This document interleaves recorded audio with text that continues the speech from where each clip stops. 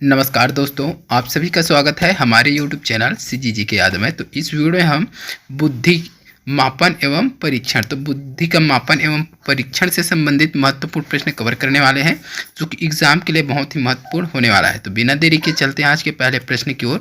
पहला प्रश्न दिया है, मानसिक आयु का प्रत्यय दिया था। तो मानसिक आयु का प्रत्यय किसने दिया था, ये बताना है आपको।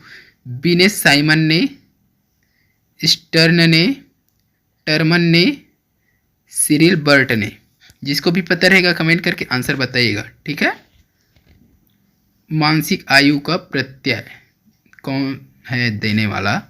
तो इस प्रश्न की अगर आंसर की बात करें तो ऑप्शन ए सही हो जाएगा, बिनेश साइमन है, ठीक है। तो मानसिक आयु का तात्पर्य कि बुद्धि की गणना से है, जो यह दर्शाता है कि अकेला बालक अपनी आयु के अनुसार कैसा प्रदर्शन कर रहा है या यह बौद्धिक विकास पर आधारित होता है, ठीक है। तो मानसिक जो प्रत्यय का जो दिया गया है वो किस पर आधारित है, ये भी एग्जाम में पूछा जा सकता है। तो बौद्धिक विकास पर आधारित होता है, ठीक है। चलिए अगला प्रश्न देखेंगे। मानसिक आयु के प्रत्यय का सर्वप्रथम प्रयोग किसने किया था? मानसिक आयु के प्रत्यय का प्रयोग सर्वप्रथम थार्नाडाइक दिया है, गिलफोर्ड दिया है, स्पीयरमैन, बिनेश साइमन। तो ये दिया किसने था भाई? तो बिनेश साइमन है। तो उसी ने क्या किया था? पहले किया था। तो ऑप्शन डी सही हो जाएगा। इस प्रश्न के लिए ऑप्शन डी सही हो जाएगा, बिनेश साइमन। मानसिक आयु के प्रत्यय का सर्वप्रथम प्रयोग किसने किया है? तो बिनेश साइमन ने। और दिया किसने था? तो बिनेश साइमन ने ही दिया था। याद रखना इस चीज़ को। अगला प्रश्न क्या है देख लीजिए। मूर्त परिस्थितियों के माध्यम से समझने लग जाना निम्नलिखित में से किस अवस्था से संबंधित है? तो मूर्त परिस्थितियों के माध्यम से समझने लग जाना निम्नलिखित में से किस अवस्था से संबंधित है? तो बाल्यावस्था में सामाजिक विकास, बाल्यावस्था में बौद्धिक विकास, किशोर अवस्था में सामयिक विकास, किशोर अवस्था में बौद्धिक विकास। क्या होगा इस प्रश्न के लिए सही आंसर बताइएगा। मूर्त परिस्थितियों के माध्यम से समझने लग जाना। तो इस प्रश्न का सही आंसर क्या हो जाएगा?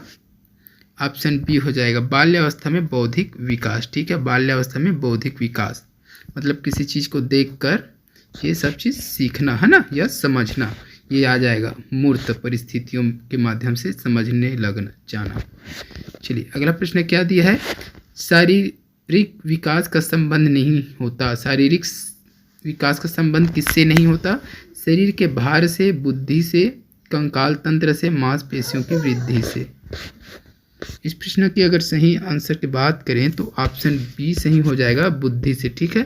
शारीरिक विकास का संबंध किससे नहीं होता? बुद्धि से। शारीरिक विकास मतलब शरीर में जो विकास होता है वो है ना कि बुद्धि से, ठीक है।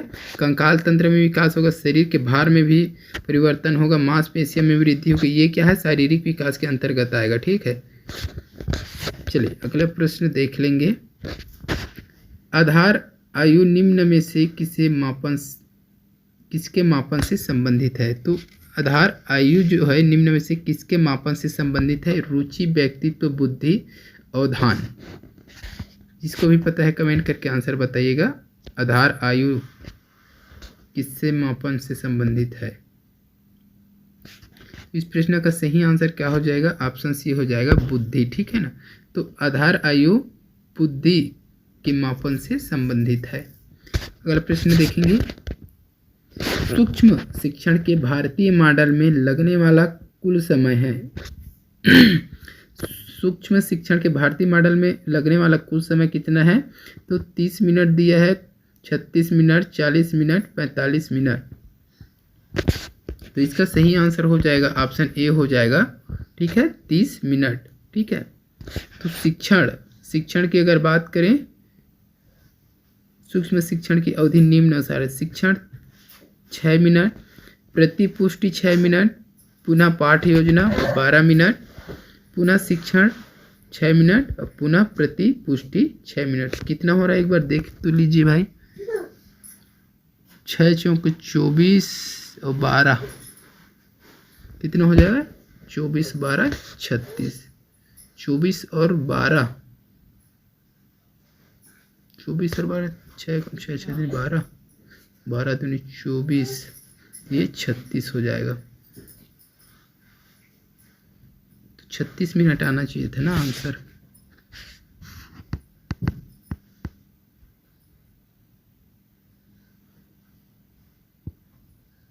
अच्छा, सूक्ष्म शिक्षण की बात हो रही है ना।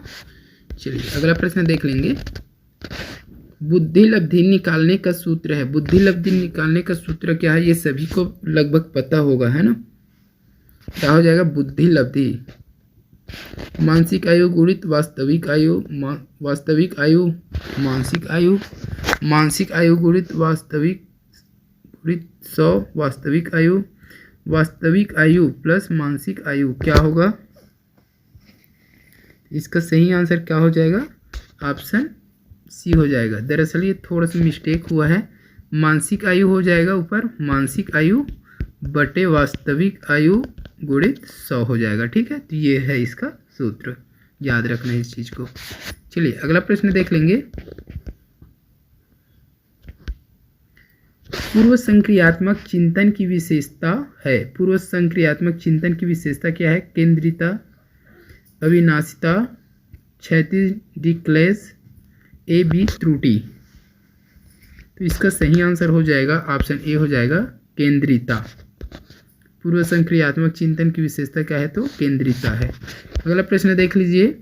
बुद्धि लब्धि मानसिक आयु, संवेगात्मक आयु, वास्तविक आयु, सामाजिक आयु क्या चीज है बुद्धि लब्धि, ये पूछा गया है।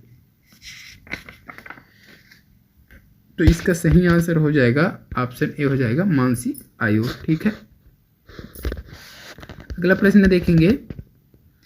बुद्धि एवं विकास को प्रभावित करने वाले कारक हैं। बुद्धि एवं विकास को प्रभावित करने वाले कारक कौन सा है इसमें से वो बताना है। अनुवांशिकता, भौतिक दशाएं, सामाजिक एवं सांस्कृतिक दशाएं, उपरोक्त सभी। इसका डी ऑप्शन जो है सही हो जाएगा। ठीक है, ये सभी क्या है, बुद्धि एवं विकास को प्रभावित करने वाले कारक है। अनुवांशिकता से भी प्रभावित होता है, भौतिक दशाएं, ठीक है, सामाजिक मतलब समाज से, संस्कृति जो भी संस्कृति है उसे, ये सभी से प्रभावित होता है क्या चीज, बुद्धि एवं विकास। अगला प्रश्न देखेंगे। बुद्धि लब्धि संप्रत्यय विकसित है। विनय ने, रीड ने, टर्मन ने, कैटल ने। तो क्या बोल रहा है प्रश्न, बुद्धि लब्धि क्या है, संप्रत्यय विकसित है। तो इसका सही आंसर क्या हो जाएगा, ऑप्शन सी हो जाएगा, टर्मन। ठीक है, तो यह मनोवैज्ञानिक के बीच लोकप्रिय बुद्धि परीक्षणों में से एक था। इसका उपयोग सामान्य बौद्धिक क्षमता का आकलन करने के लिए किया जाता है। तो यह सामान्य मानसिक क्षमताओं को मापता है, याद रखना है इस चीज को। अगला प्रश्न देख लीजिए। बुद्धि लब्धि के संबंध में क्या सत्य है। बुद्धि लब्धि के संदर्भ में जो सत्य है उसको बताना है। तो इस प्रश्न का सही आंसर क्या हो जाएगा, ऑप्शन सी हो जाएगा, याद रखना है, कालानुक्रमिक आयु से व्युत्क्रमण संबंध।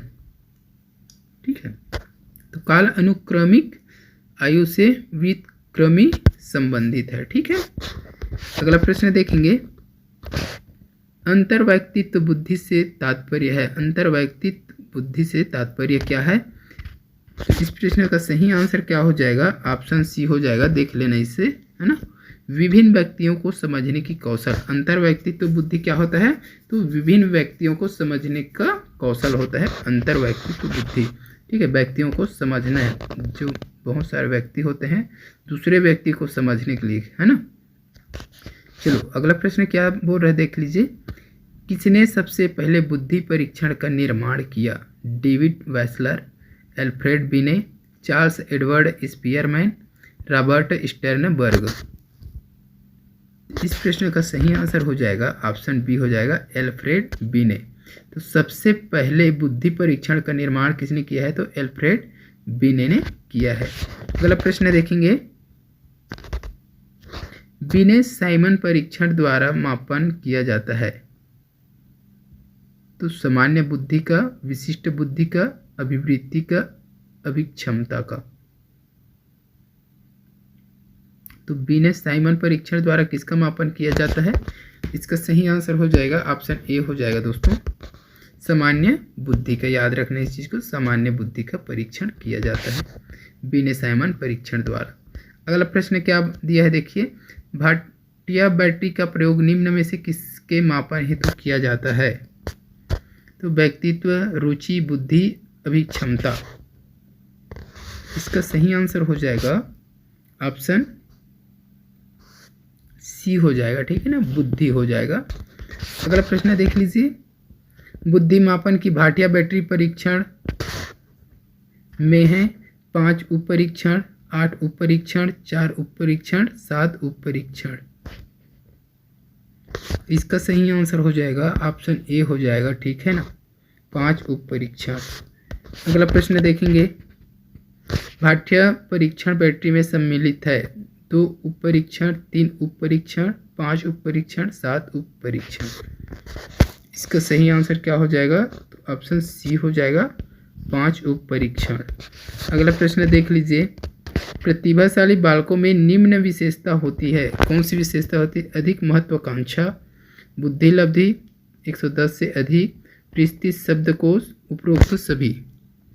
इस प्रश्न का सही आंसर हो जाएगा ऑप्शन डी हो जाएगा, उपरोक्त सभी, ठीक है। तो प्रतिभाशाली बालकों में विशेषता कौन सा होता है, अधिक महत्वाकांक्षा होता है, बुद्धि लब्धि उसका कितना होता है, तो 110 से अधिक होता है, परिस्थिति शब्दकोश मतलब बहुत ज़्यादा शब्दकोश के नॉलेज उसको रहता है, ठीक है। तो इसका डी ऑप्शन सही हो जाएगा, उपरोक्त सभी।